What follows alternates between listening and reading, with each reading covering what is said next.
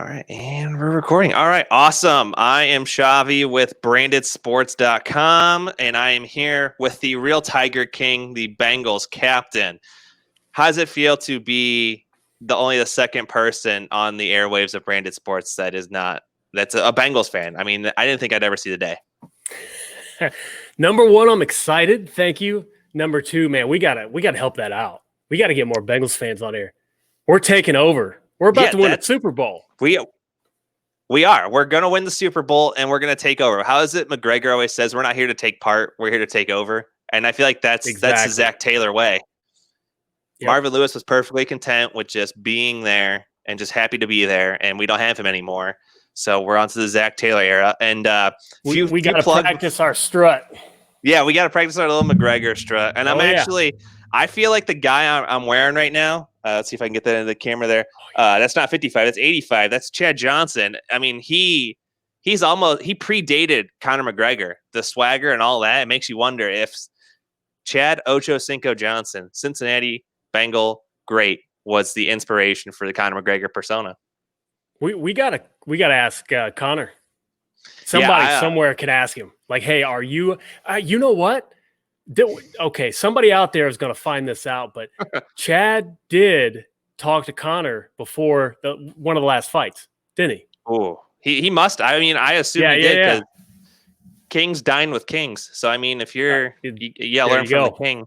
Yeah, I believe it. That's something I would believe. And it's actually funny. It's kings with kings. I'm here with the real Tiger King, like I said, the Bengals captain.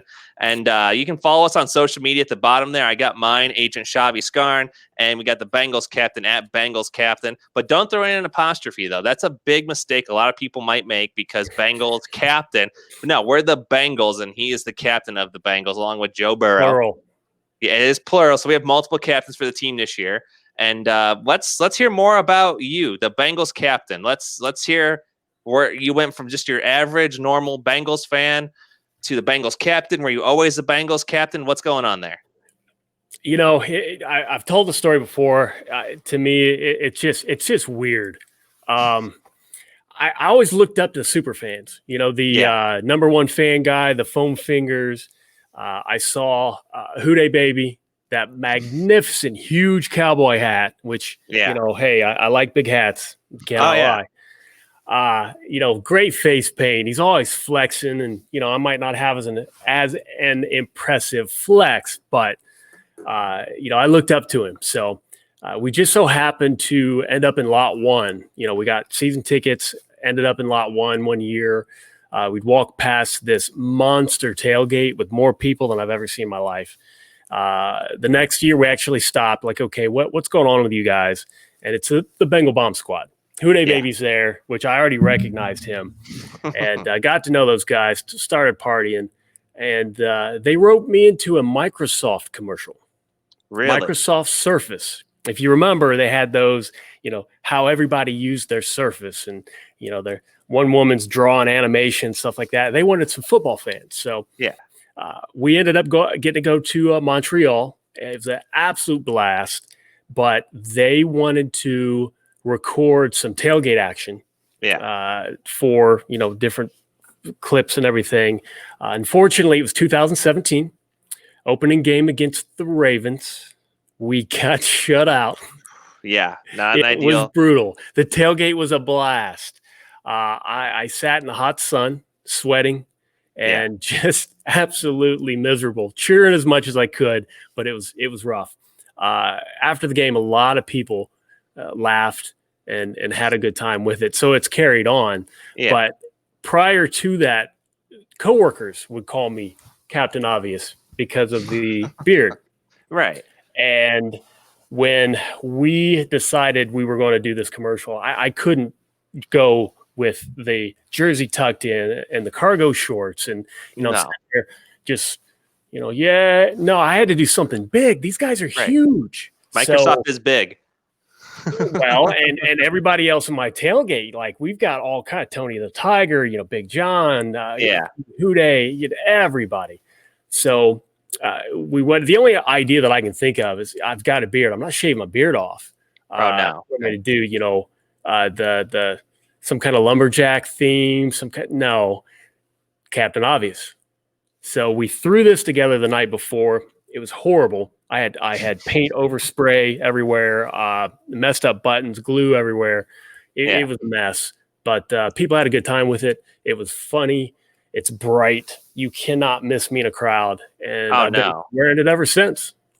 No, and that's actually really cool. Like we talked about before, the few minutes we got to know each other before we came on here. I said, I don't think I've ever seen, and I've never actually been to a game, but I watch every week, and I didn't know there was super fans. And like I said, I didn't mean that in like wow, the Bengals are so bad, how can we have super fans? It's just I've never been in the environment, and it's really cool to see that. Oh yeah, and we're growing. Oh yeah, we are growing, because with Joey Burrow here, we're going for the Super Bowl. But it's cool because I've always, like I said, where I'm from in Ohio, it's kind of an easy target to be a Bengals fan and get made fun of. So it's cool to see some people that are like, hey, you can do that, and we're going to give it right back to you, and we're just going to be the loudest people in the room. We're going to have the most fun regardless of the outcome of the game. You better believe it. We've actually had a winning season this decade, unlike some teams in Ohio. Oh, yeah. I don't get where all the – I want to get into that a little later. But, yeah, I don't get the whole Browns just being bullies. It's kind of like bully's too strong for right now. They can celebrate a little bit. They can be happy where they're going, but, pump the brakes on the bully. Yeah. Oh, yeah. Definitely we're gonna do better than them. It doesn't matter. They're irrelevant for now. But like I said, I came across the Bengals captain through social media, through Twitter, which is where you've kind of built up a little bit of a following. And some may say a little bit. I'm going to take it a step further. You've built up a good following on Twitter. Now, was that kind of a thing that when you kind of became the captain for the commercial and all of that, was that kind of your intent, or it just kind of happened? Just kind of happened. I had no intent to do this and then equate it to anything online at all. Yeah. But I used to be a really frequent commenter on Cincy Jungle. Yeah. Had a lot of fun there for years, and it was basically spent arguing with people, trying to get the fan base rallied to believe in the team. Yeah. And it's brutal. The media coverage has been horrible, in my opinion, especially the national stage. But, there have been people in the past that, thankfully I don't hear from anymore, local level, who just trash the team. They'll run with whatever myth they can about ownership when things are clearly changing. Things have been changing. I got tired of it. I looked on Twitter. I looked on, different social media, and some of the biggest names that the biggest voices for the Bengals were negative. They were trashing the team. They talk about hyperbole. But no, Bengals jokes were popular. That was their bread and butter. I'm like, you know what? I got to hop on and toss my hat in the ring because I'm not negative. This is my team. I'm going to be there cheering them on to every win that I possibly can, along with all of my friends that are in the stadium with me. That's the way to be. I'm not going to trash the team. No. So here I am. And that shows just how much of a fan you are, and how the passion runs strong, because the Bengals have given us plenty of reasons to be negative. And I'll be the first one to say I've had some moments where I've been like, why am I a fan of this team? I'm not as positive as you. I'm not as strong-willed, so to speak. So I have to give you credit there. We all have moments of weakness. That a play will happen, and you're like, son of a. It happens. But when I'm on a website, or I'm listening to people argue, and they tell me, our last quarterback, well, he can't throw short, he can't throw intermediate, he can't throw long. I'm like, well, I'm looking at his stats. He's completing passes. So you guys are exaggerating just a little bit. Hey, if you have a complaint about somebody's game, if you have a critique about the play calling, if you anything, stick to the facts. Don't just be emotional and say, oh, he sucks. None of them suck. They're all professionals. They're all good enough to get to that level. Now, are they a fit? Did they make that particular play? Oh, yeah, we can debate that all day long. And that happens in the stadium. But some of the people who went all in negative, no, that's not a fan. No, it's not. It's almost just go to Cleveland if you're going to be that way because they're used to it. I mean, they're used to that negativity. They feed off of that in the dog pound, but not in the jungle. We're not about the negativity. Yeah, hey, give them another reason to have a parade. Yeah, let's do it. And so I guess going back to your social media there, I was looking at it, and you do some giveaways. You do a lot of cool stuff with that. I believe you were part of the charity to get your cutout in the stadium. So, I mean, that's kind of cool. You see a lot of people even get like they get a couple hundred followers, it kind of goes to their head a little and they think, because I mean, we're all on the internet. At the end of the day, we're all just sitting behind a keyboard, just trying to make people laugh or just have fun.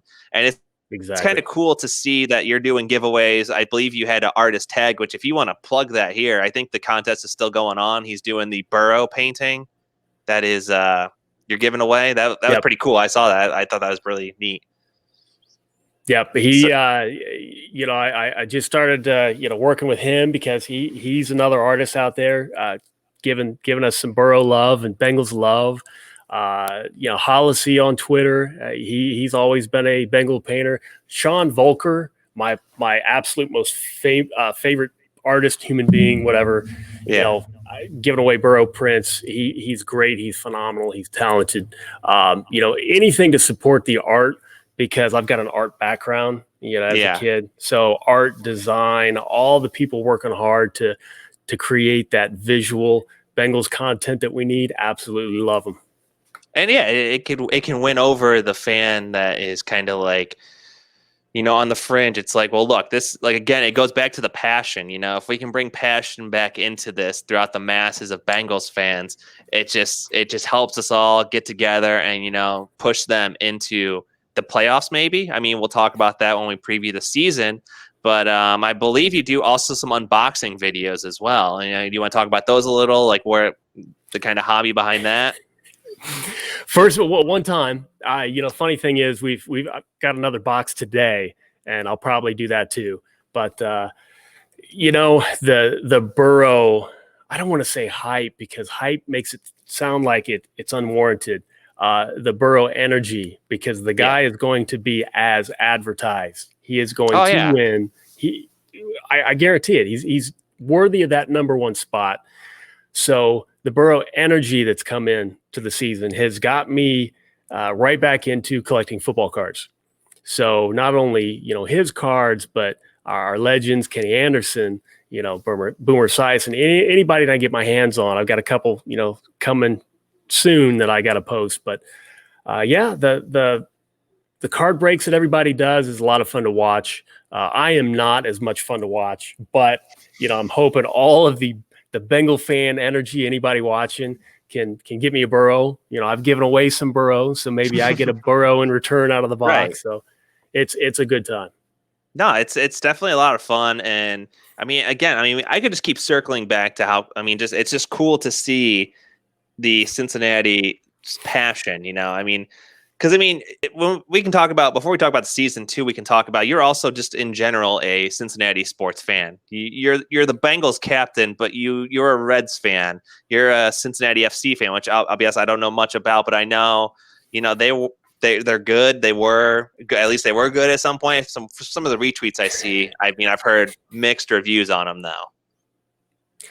Yeah, anything Cincinnati. I grew up in Ohio, moved to Tennessee for the 1988 Super Bowl. That's how I became a Bengals fan.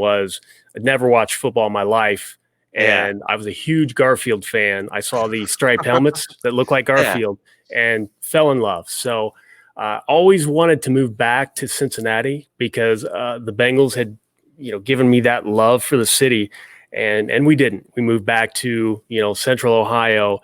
Still have not gotten a chance to move to Cincinnati. We want to, but really that love for the Bengals, for the city is any team, anything that I can do to support Cincinnati. We're active with local charities in Cincinnati. Absolutely love the city and the people. I'm jealous that I'm not there. No, and then I think I speak for everyone that's a Cincinnati fan that doesn't live there. We feel your pain.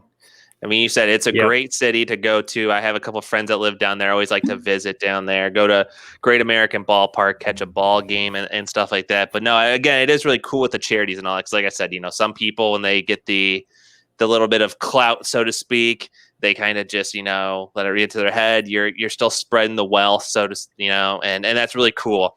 But let's talk about the Reds a little. So we've also been disappointed with the Reds for quite some time as well. But things are turning around. I have to say, I've not got to watch much this season, but Trevor Bauer has been one of the highlights for me on the mound and off the mound on social media. I mean, one of the funniest guys in the league. Oh, you know what? He is like the analytical version of Ocho Cinco. I mean, the guy's a gold mine on social media. He's exactly the type of guy that we need in the city. Unfortunately, you read around, and there's a lot of fans wondering if he's going to, we're going to be able to keep him. So I am 110% football fan, and whatever energy I have left, I put into baseball. So I'm not the best Reds fan in the world, but every year I try to get better. We're watching the games. We're on the roller coaster this season like everybody else. It's not what we expected, but it's where we are. Yeah, and we just have to, roll with it there. I think the whole sports, I guess you can kind of fill me in on Cincinnati FC, but I feel like in general, the Cincinnati sports teams are kind of on the upswing. You're shaking your head there. I don't know if that means Cincinnati FC's not, but at least the Reds and the Bengals are. I have not gotten to watch any this year. It's all right. Hey, you know what? I'm going to take everybody's word for it. Okay, we'll take their word for it. I've not got to watch any because the MLS is already hard enough to find on TV. I mean, I think it's on ESPN Plus, and like they put it on the Ocho or something like that. Because I mean, it's hard to find. So yeah, we're in the Columbus market right now, and it is almost impossible. We get the Crew and their horrible Pittsburgh colors. Yeah, horrible colors. It's disgusting. It almost makes me wish I was colorblind. Yeah. But so you're in the Columbus market. So, I mean, we can just kind of dive into the 2020 season now. The Bengals do have the Chargers at home this Sunday. I'm assuming Columbus has to give you the games, right? I mean, would I be wrong to assume that? I am wrong. Oh, wow. That happens very often. Are you getting the Browns? We are. Yeah. We're livid. But that is. Hey, we've got, if I have to do a last-minute DirecTV subscription, I'm going to do it. We have some bars that are set up. They've got a good setup, distancing with everybody and dividers and everything. And, I can trust to be there and not have anybody judging me for, not following any rules. So we might end up at a bar, or there are other ways to see them that I don't want to talk about. But, Columbus, come on, give it the program. It's Joe Burrow. Yeah, I mean, give us the Bengals. It's the biggest game at 4:00 on Sunday. I mean, what else is there? Tom Brady probably I think he plays at 1, so it's like we'll give Brady the 1:00 slot, have it, do whatever. But at 4:00, we need to see Burrow dropping back and throwing bombs into the end zone. This is going to be history. We're all going to be talking about where we were during those first 4 touchdowns that Burrow throws this Sunday. Oh yeah, I'm on board with that. And I mean, I'm not a big fan of 1-upping, but maybe 5. We'll see what happens. Hey, I like your answer better. Yeah, no, but it's it's going to be weird. And I want to give you a piece of advice there. And I learned this from my dad when it comes to DirecTV. If you just call and threaten to cancel, you may be able to swing that Sunday ticket for free. And we don't have to talk about the other way of doing it so we don't get sued into the ground. But no, so the 2020 season, we have the Chargers at home, opening day. And what's your thoughts on this? I mean, obviously we're all pumped up, like you said, for Joey Burrow to be in there. But 4 touchdowns, we're thinking maybe 5. I mean, how do you see the game playing out? Oh, wow, he's got the jersey there. I'm losing the maybe a little bit. You can just see the 9. I'll draw in a 9. Green screens. There you go. I think this is a win. Yeah, this is absolutely a win. I realize we've got a ton of questions because of COVID and some of the lack of preparation.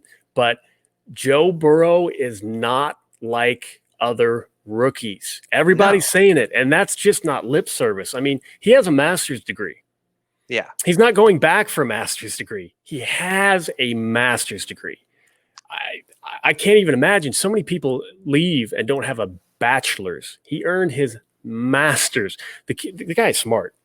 He's a hard worker. He wants to prove so many people wrong. He's going to carry a chip on his shoulder his entire life. The guy's prepared. Now, are they going to throw things at him that maybe he wasn't prepared for? Oh, absolutely. But guess what? He's got the legs to handle it. He's always putting himself in position to make a play. If you watch his feet, he's never running off balance. Excuse me.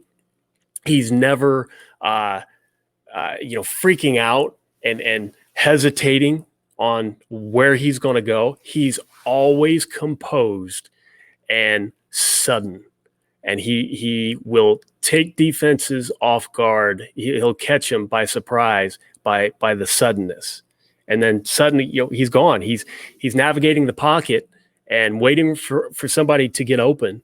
And hopefully that's one thing that they've worked on. And it sounds like, even with AJ, he's worked on when AJ wasn't at practice, they had put in extra time.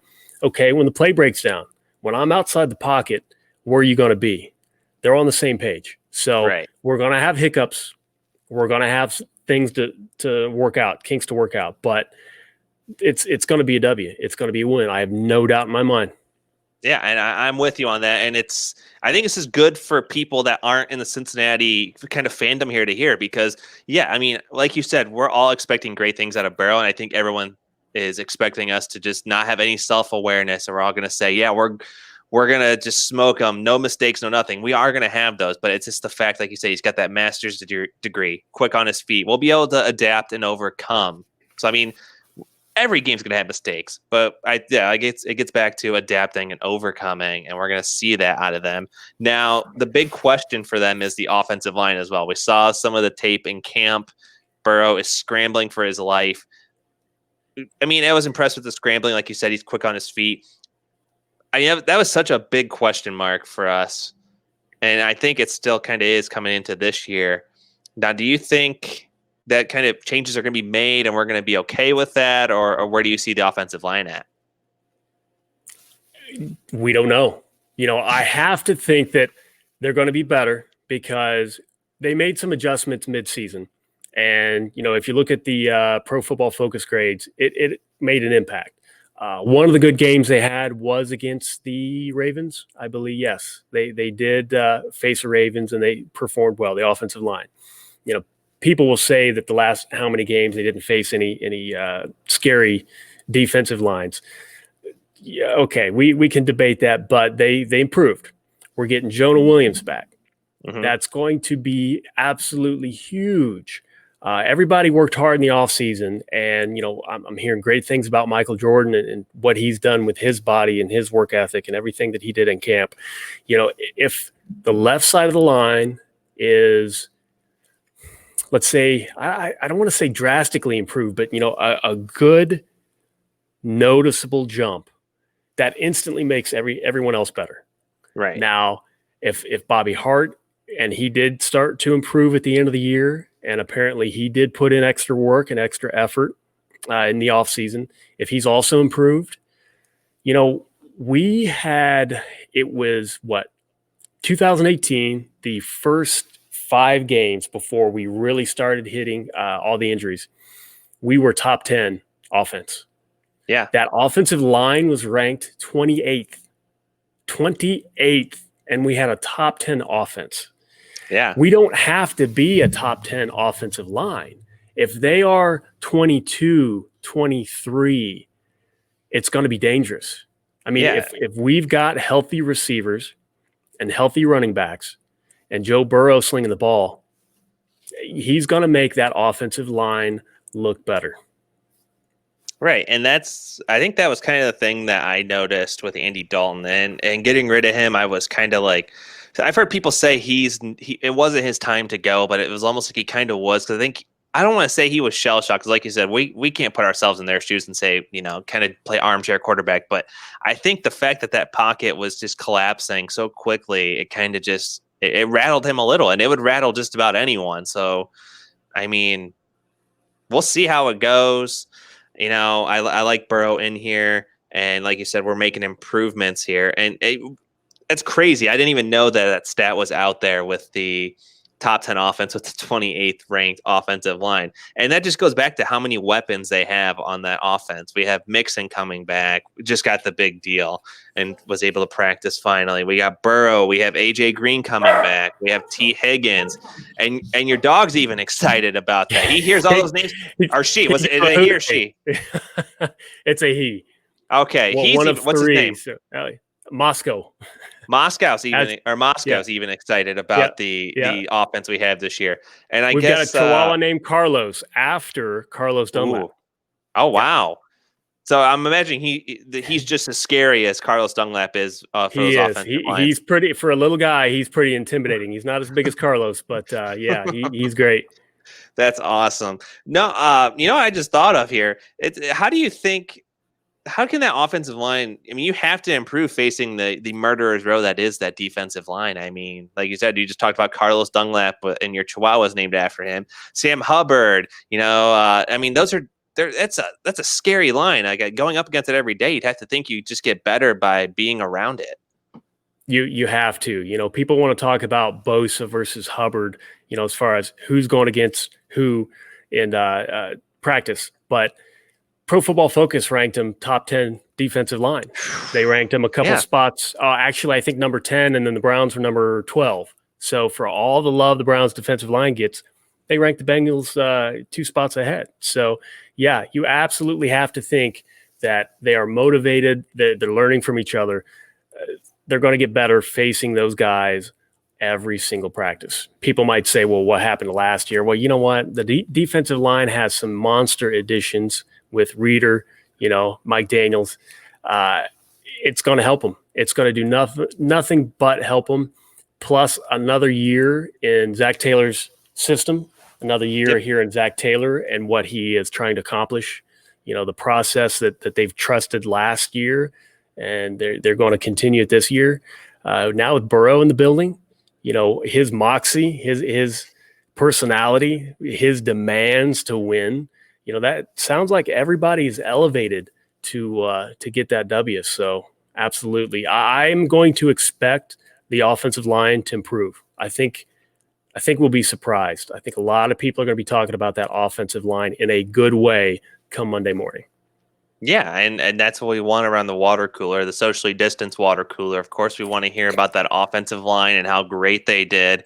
But, it's not all doubters out there for the Bengals this year. We did have Nate Burleson on Good Morning Football predict them as a wild card team along with the Steelers and Bills. So we need to let people know out there that it's not just the Bengals fandom that is thinking we're going to do good this year. We have a professional player, professional analyst. We have all of that in the mix that is saying that. I mean, that's got to feel good to hear. Like you said, we have a lot of sports media that just makes him the butt of the jokes, but it's cool to know we got a cool guy like Nate Burleson on our side.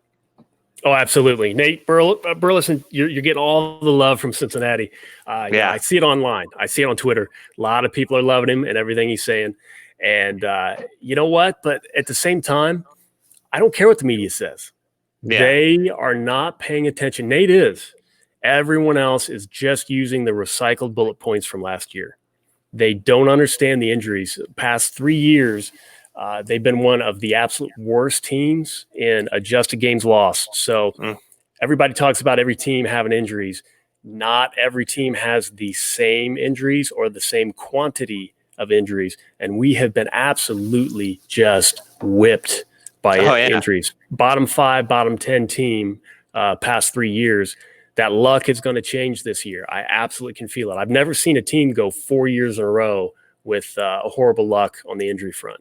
Knocking on wood right here. Yeah, I'm knocking on the table that my podcasting studio is on right now as well. Well, hopefully we won't see that. Now, speaking of the media, I did check the list of people that are commentating the games this year. I saw a famous Bengals hater is not on there, Dan Fouts. I mean, are you excited as I am about that? Yeah, he's pretty rough. You know, every time he announces a game, he sounds salty. But you know what? He's still not getting over Kenny beating him. So, no, well. Yeah, oh well. Tough luck. Enjoy the unemployment line, Dan Fouts. He made any game almost I don't want to say unwatchable. It was definitely mutable with him on commentary. Because I mean, he never had a good thing to say about the Bengals. Yeah, it was really easy to turn the volume down and then turn on local Cincinnati channels, whether, iHeartRadio, whatever I could do to find the local broadcast. Absolutely. Oh, yeah. And radio is, a couple seconds ahead, 30 seconds ahead. And it's like, I'd almost rather listen to that and be spoiled by what's happening on the TV than hear Dan Fouts in real time. That bad. Exactly. I don't know how. I mean, I can't. They just bring him back to torture us because we know that since the Bengals are, the butt end of jokes, it's only Bengals fan tuning into games. So why is he there if he hates us? And you're just torturing us by putting him on the airwaves. Yep, exactly. It's just I don't get it. And another guy out for obviously controversial reasons, Tom Brenneman. That's another one that my dad growing up, as I was growing up, he hated him on Reds commentary. And then when they switched him over to do the Bengals commentary, it was the same reaction as Fouts. You just mute it, put on local radio, and just watch it that way because Brenneman just made it unbearable for him. Is that the same for you? Were you kind of the same with Brenneman when he was doing the Fox I was games? never a fan, and so obviously I had no love lost. Yep. Yeah, he's gone. I mean, let's hope if we could just get Joe Buck and Troy Aikman or Nance and Romo constantly, and depending on what station we're on, I'd be okay. It's not even going to matter. It will not matter because guess what? Joe Burrow is going to turn everybody on to the hot new thing, and that's us. That's the Cincinnati Bengals. We haven't gotten calls in probably 10 years. Referees have been pulling out bogus calls against us forever. But guess what?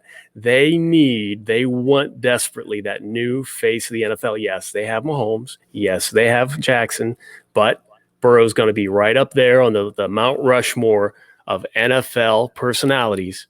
And he's going to get a couple of calls here and there. Watch. It's coming. We're finally going to be on the good end of those calls while the Steelers fans complain. Yep. Yeah, and it's unreal. My brother-in-law is a big Steelers fan, and when we watch games together, he doesn't understand that. We see a call. I believe there was I think it was a kick return for a touchdown last year against the Steelers. We're watching the game together, and they called a BS holding call on the other side of the field where the play wasn't even taking place, and it brings the whole play back. It's and it was barely a hold, and he just doesn't understand. We're like, how can you call that against them? Wasn't even in the play. It was barely a hold, and you're going to take 6, possibly 7 points away from us like that. Just unreal, the calls that happen. Oh, yeah. Yep, absolutely. The good fans, I've got a couple of friends who are Steelers fans. They're good fans. They admit it. They see it. It's like, well, I'm just glad it's not us. And I'm loving the win, so whatever. I'm like, you know what? I can respect that. You understand where you're at. You understand that, hey, maybe you don't deserve some of the wins that you get, but you're going to enjoy them anyway. Obviously, right? What else are you going to do? So, but you could admit it. Very few Steelers fans can admit that. Oh, yeah. I want that on record that most Steelers fans are not self-aware. And actually, that's a big debate I get into from my area. There's a lot of Steelers fans. And it just gets down to that self-awareness, especially with that rivalry being as dirty. Not as much dirty, but definitely physical. It's a physical rivalry every time they play. It's dirty, but it's not a rivalry that's dirty. They're dirty. Yeah. We're not. So there is a rivalry, and then the dirt is separate. I'm always very particular. Anybody brings that up, they're like, "Oh yeah, it's ugly because of one team." Yeah. We've a couple times maybe retaliated a little bit after years of dirty football, and people lose their minds. Oh, they do. Okay, well, hey. Welcome to our world. Now we owe you 30, 40 more. What the heck? We have receipts, and there are plenty of them from this. I like to go back to the game from Monday night. I believe it was 2, maybe 3 years ago where Shazier was hurt, and they actually had a graphic on the Monday Night Football screen. and it showed all of the dirty hits the Steelers have done to the Bengals across the years. You had the Hines Ward blindside block that turned into a rule. You had Huber getting decapitated for no reason. You had Shazier leading up the crown of his helmet to Bernard and just, obliterating him. Yep. Helmet to helmet. There's no other way you can describe that hit other than helmet to helmet. Mike Mitchell took out Tyler Eifert. Of course, we don't want to talk about Kimo Van Olhoffen. It just the list goes on and on and on. But you know what? Hey, guess what? They're not going to be able to do that anymore because of Joe Burrow. The NFL is going to want to protect Joe Burrow. So we have a little bit of currency, and we're going to enjoy it.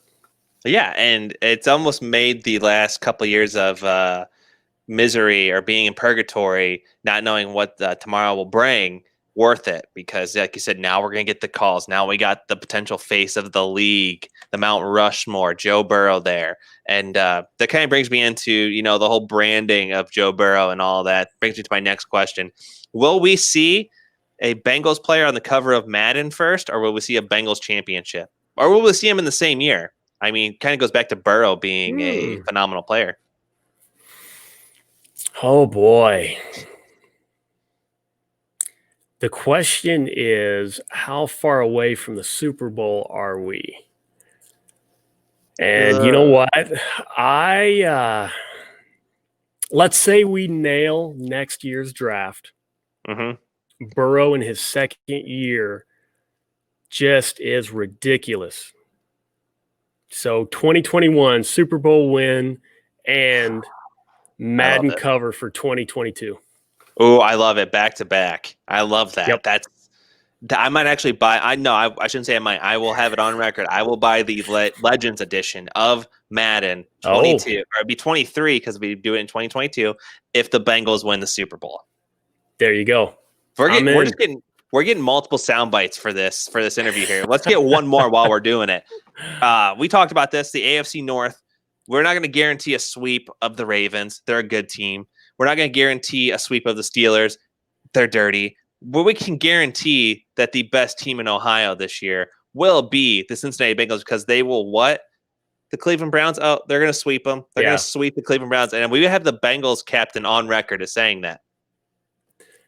Our Bengals will absolutely sweep the Cleveland Browns. That's it. Cleveland Browns, you're canceled. There we go. It's on record. They're done for. Oh, man, I can't wait. New QB in town.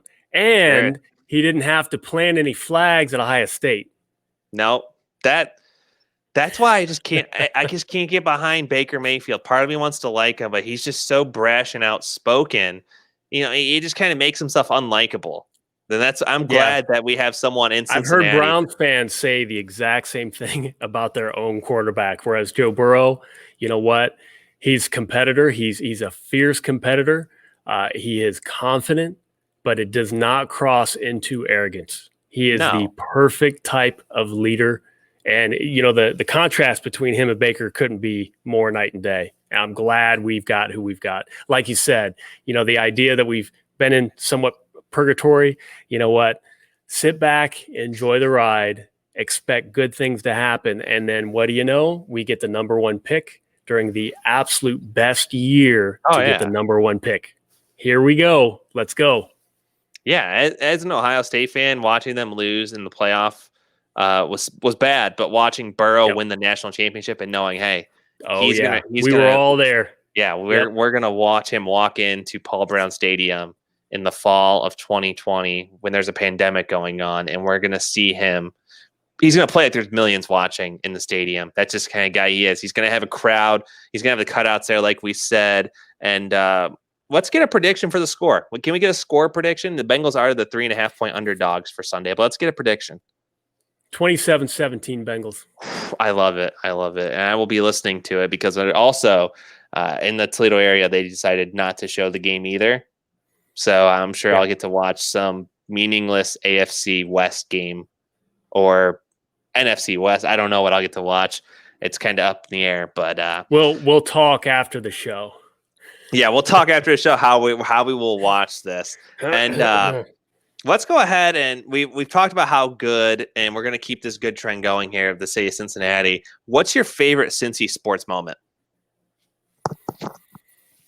Oh boy, there are actually a lot.